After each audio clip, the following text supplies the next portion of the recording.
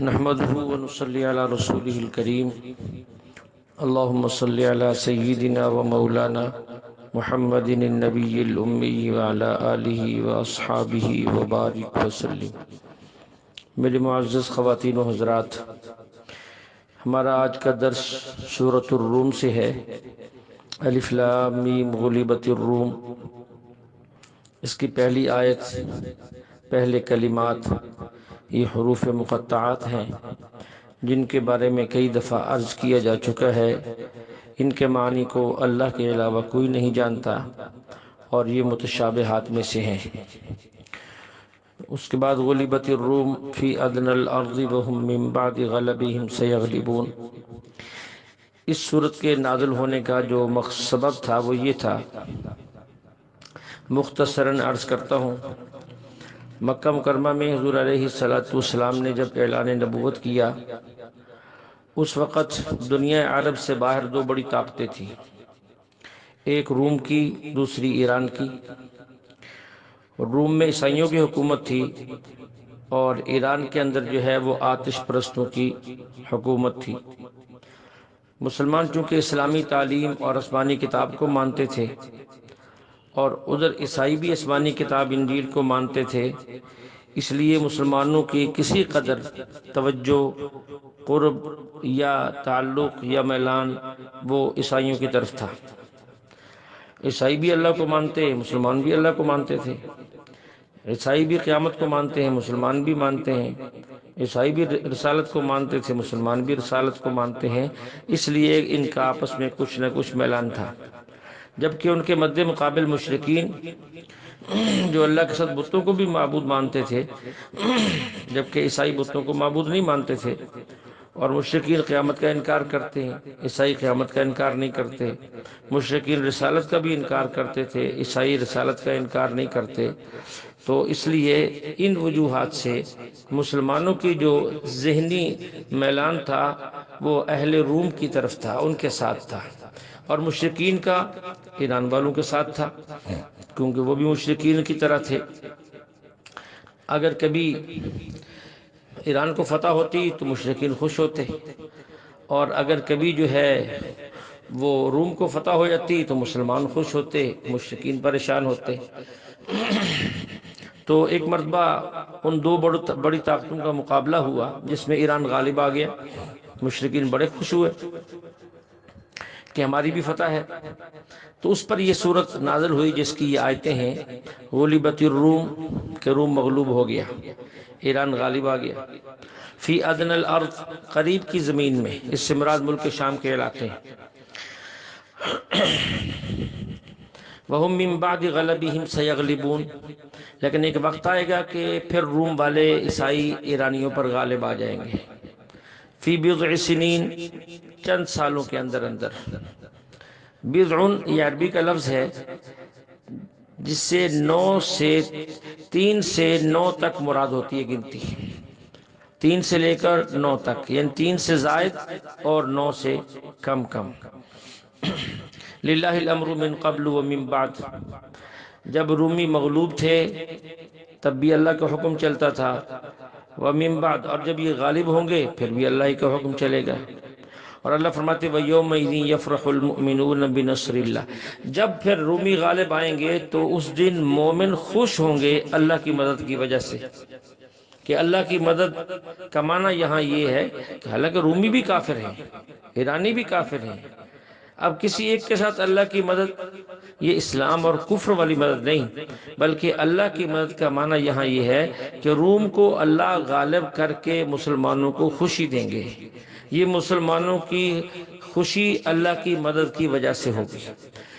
جب یہ آیتیں نازل ہوئیں، حضرت ابوبکر صدیق رضی اللہ عنہ، کافروں کا ایک سردار تھا ابی بن خلف، اس سے شرط لگا لی کیونکہ وہ اس پر زیادہ شور مچاتا تھا۔ تو انہوں نے جا کر کہا کہ روم غالب آ جائیں گے، وہ کہتا نہیں آئیں گے۔ انہوں نے کہا کہ آئیں گے، کہتا شرط لگا لے۔ اس نے کہا لگا لو۔ شرط یہ لگ گئی کہ اگر 3 سال کے اندر اندر روم غالب آ گیا تو ابی بن خلف 10 اونٹ دے گا حضرت ابوبکر کو، اور اگر 3 سال میں روم غالب نہ آیا تو ابو بکر رضی اللہ عنہ 10 اونٹ دیں گے ابی بن خلف کو۔ یہ شرط لگا لی، آ کر آپ علیہ السلام کو بتایا کہ یا رسول اللہ میں تو شرط لگایا ہوں، وہاں بحث چھڑ گئی تھی۔ آپ نے فرمایا کہ شرط تو ٹھیک ہے جو تم نے لگائی، لیکن مسئلہ یہ ہے کہ قرآن کہہ رہا ہے بیز، اور بیزا کا لفظ 3 سے 9 تک ہوتا ہے، اس لیے اب جا کر اپنی شرط کو بڑھاؤ۔ اب ظاہر ہے وہ شرط نہیں بڑھائے گا، جب شرط بڑھاؤ گے تو اس کے اندر جو ہے جو انعام رکھا گیا ہے وہ بھی بڑھانا پڑے گا۔ تو حضرت ابو بکر رضی اللہ عنہ دوبارہ گئے، ان سے کہا دیکھو بھئی میں اس شرط پر قائم ہوں، لیکن اس کی مدت میں اضافہ کرنا چاہتا ہوں اور ساتھ ہی انعام میں بھی اضافہ کرنا چاہتا ہوں۔ اس نے کہا بولو۔ اس نے کہا دیکھیں 3 سال نہیں، 9 سال کے اندر اندر اگر روم غالب آ گیا میں 100 اونٹ دوں، اگر روم غالب آ گیا تو آپ مجھے 100 اونٹ دیں گے، اور اگر ایران ہی غالب رہا، روم غالب نہ ہوا، تو میں آپ کو 100 اونٹ دوں گا۔ یہ معاہدہ ہو گیا۔ اب ابی بن خلف کو یہ شبہ تھا کہ کہیں ایسا نہ ہو کہ یہ یہاں سے جیسے کچھ مسلمان دائیں بائیں جا رہے ہیں یہ بھی کہیں ہجرت نہ کر جائیں، تو انہوں نے کہا اپنا ضامن دو، دیکھو میرا بیٹا تو ضامن ہے، یہ موجود ہے، اس نے کہیں جانا نہیں ہے۔ تو حضرت ابو بکر رضی اللہ عنہ نے اپنے بیٹے عبد الرحمن کو بطور ضامن دیا کہ اگر میں موجود نہ ہوا تو یہ میرا ضامن ہے، یہ شرط پوری کرے گا۔ پھر ایک وقت آیا کچھ سالوں کے بعد جنگ بدر ہوئی، اور ابی بن خلف تو اس کے اندر مارا گیا، اور اس کے کچھ عرصے بعد، بہت تھوڑے وقت کے بعد، روم اور فارس کی لڑائی ہو گئی، تو اللہ نے روم کو غالب کر دیا، فارس کو مغلوب کر دیا۔ اب چونکہ حضرت ابو بکر شرط جیت چکے تھے، اس لیے حضرت ابو بکر رضی اللہ عنہ نے ابی بن خلف کے وارثوں سے کہا کہ ہماری یہ شرط تھی، میرے 100 اونٹ نکالو۔ تو انہوں نے 100 اونٹ دیے، یہ لے کر آپ علیہ السلام کی خدمت میں پہنچے اور آ کر عرض کی یا رسول اللہ یہ شرط کے مطابق میں نے ان سے اونٹ وصول کر لیے، اب کیا کروں؟ فرمایا ھذا السحت تصدق بھی، یہ مال ناپسندیدہ ہے، ہم اس کو نہیں لے سکتے، صدقہ کر دو، غریبوں کو دے دو۔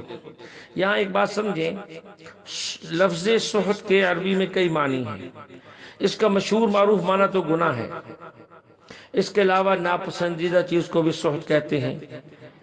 تو یہ مال حرام نہیں ہوتا، چونکہ جس وقت انہوں نے شرط لگائی تھی اس وقت تو شرط کے حرام ہونے کے بھی مسائل ہی نازل نہیں ہوئے تھے، احکام ہی نہیں اترے تھے، تو یہ مال حرام کیسے ہو گیا؟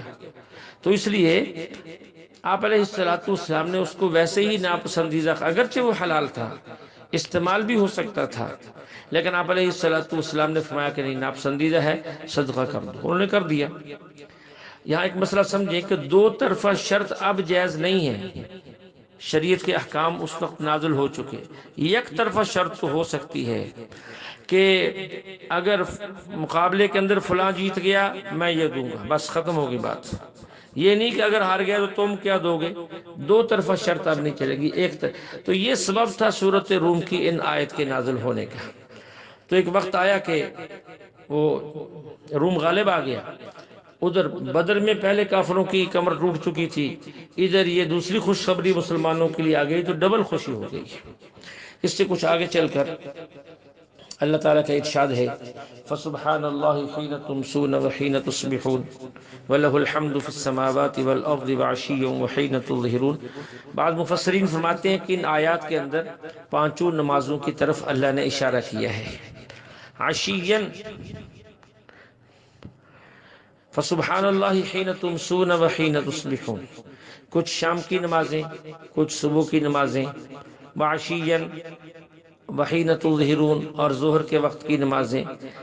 تو اس طرح یہاں جو ہے کچھ نمازوں کی طرف اشارہ ہے، جسے بعض مفسرین کہتے ہیں کہ 5 نمازوں کی طرف اس آیت سے اشارہ نکلتا ہے۔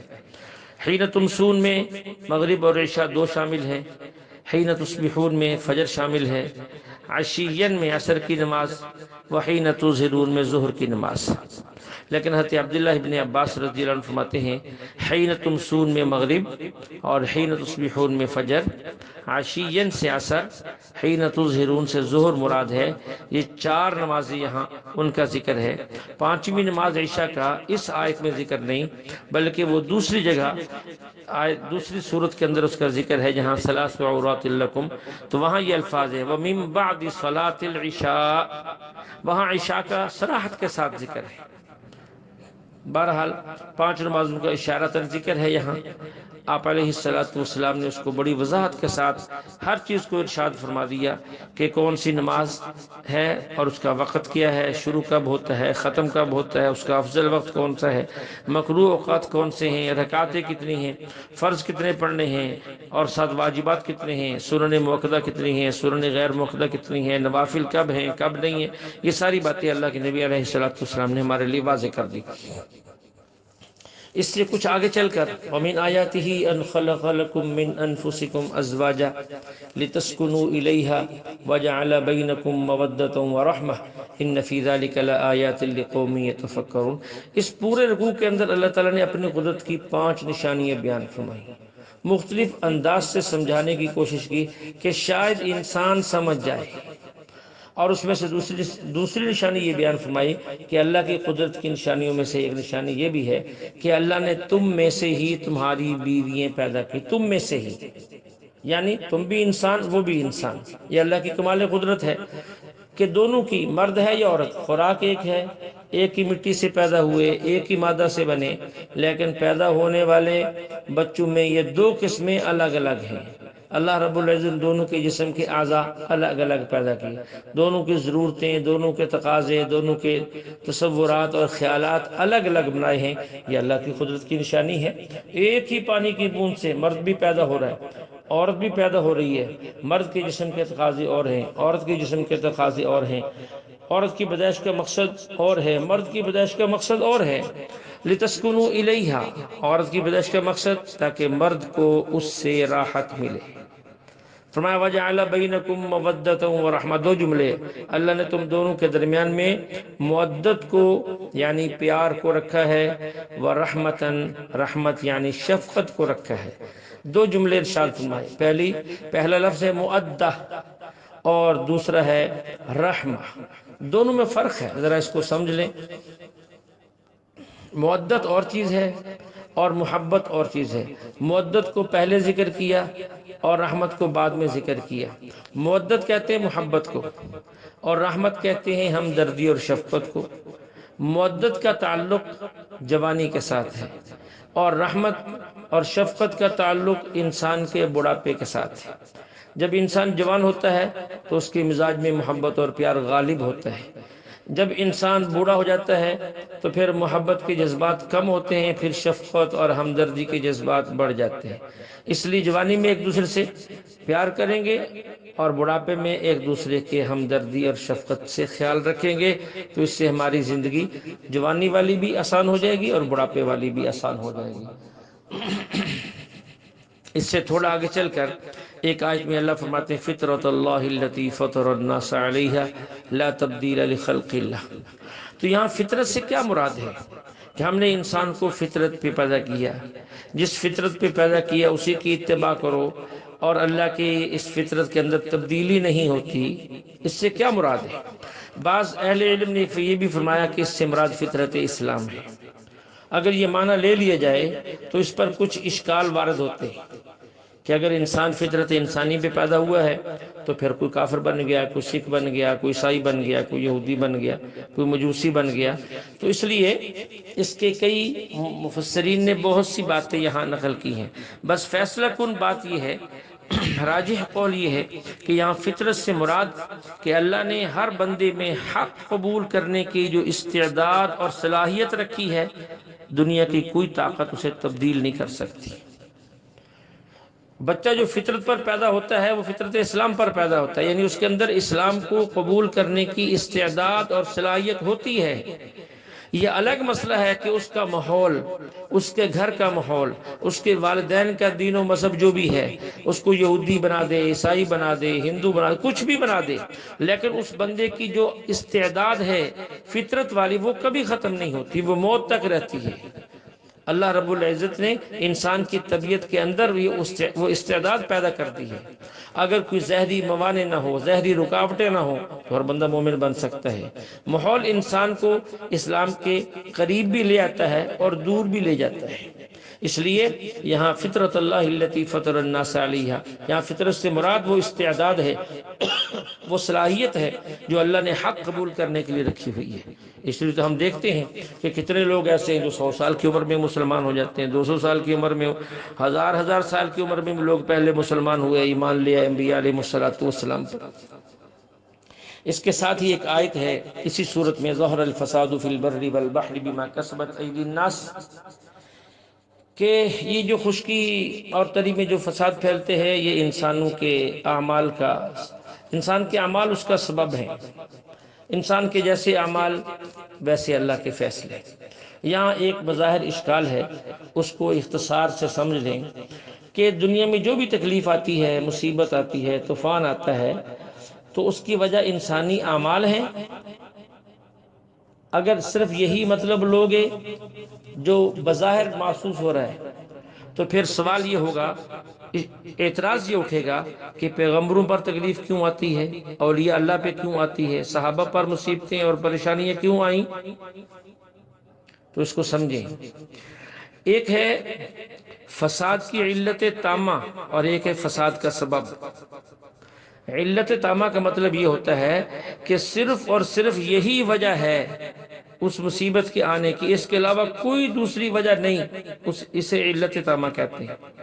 اس دنیا میں مصائب کی علت تامہ یہ انسان کے اعمال نہیں ہیں، نہیں، یہ نہیں ہے کہ انسان کے برے اعمال ہی اس کا سبب ہے مصیبت کے آنے کا، نہیں، ایسا نہیں ہے۔ ہاں، اتنی بات ضرور ہے کہ ان اسباب میں سے ایک سبب انسان کے اعمال بد بھی ہے۔ صرف انسان کے اعمال، اسی کی وجہ سے مصیبتیں آئیں گی، پریشانیاں آئیں گی، بیماریاں آئیں گی، حوادث آئیں گے، طوفان آئیں گے، نہیں، ایسا نہیں ہے۔ یہ بات سمجھنے کی ضرورت ہے۔ کچھ ظاہری اسباب ہوتے ہیں، کچھ باطنی اسباب ہوتے ہیں۔ بس سے ٹکرا گئی، کچھ لوگ مر گئے، یہ ظاہری اسباب تھے۔ بس سے ٹکرا گئی، کوئی نہیں مرا، اس میں کچھ باطنی اسباب کا کو دخل تھا جس کی وجہ سے انہیں نقصان نہیں پہنچا۔ تو یہ دو الگ الگ چیزیں ہیں، اس کی تفصیل میں جانے کی ضرورت نہیں ہے۔ اب یہاں صرف دیکھنے کی بات یہ ہے کہ جب یہ مصیبت آتی ہے کسی پر، کوئی بھی مصیبت آئی، دیکھنا یہ ہے یہ اللہ کی طرف سے مصیبت ہے، آفت ہے، عذاب ہے، یا یہ اس بندے کی آزمائش ہے، اس کا امتحان ہے، بس یہ دیکھنا ہے۔ ہمیں زیادہ چکر میں پڑنے کی ضرورت نہیں ہے کہ جو تکلیف دنیا میں آئی، اب کیسے پتہ چلے گا کہ یہ اعمال بد کی وجہ سے آئی ہے یا کسی اور وجہ سے آئی ہے؟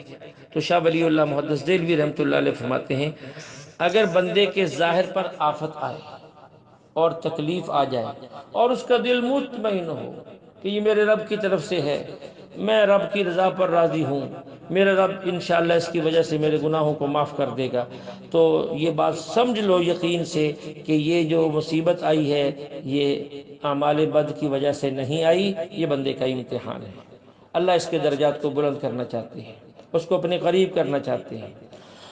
اور اگر کسی بندے پر تکلیف آئے، آفت آئے اور وہ بندہ پریشان ہو جائے، ایسے جیسے اس پر عذاب آ گیا ہے اور چیخ و پکار کر رہا ہے، ناشکری کے الفاظ زبان سے نکال رہے، تو سمجھ لو یہ اعمال بد کا نتیجہ ہے، یہ اس کے لیے کوئی امتحان یا ابتلا نہیں ہے۔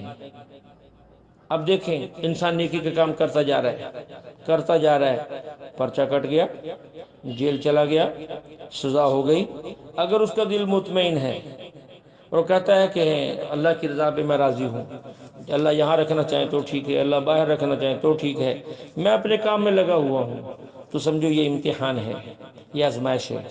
اگر وہ چیخو پکار کر رہا ہے کہ میں مارا گیا، میں پھنس گیا، مجھے بچاؤ بھائی، یہ ہو گیا، یہ، تو سمجھو کہ یہ اعمال بد کا نتیجہ ہے، یہ اعمال بد کی وجہ سے کٹا ہے، یہ اس کی امتحان نہیں ہے۔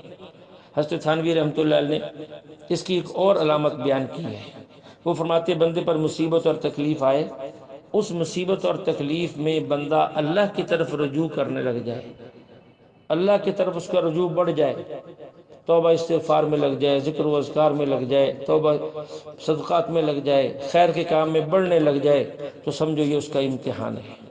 اور اگر تکلیف اور مصیبت آئی، اللہ کی طرف بندہ متوجہ نہیں ہوا، رجوع اللہ نہیں ہوا، بلکہ اس کے گناہوں میں اضافہ ہو گیا ہے، جیسے پہلے تھا ویسے ہی بے فکر بے غم پھر رہا ہے، تو سمجھو یہ اعمال بد کا نتیجہ ہے، یہ اس کا امتحان نہیں ہے۔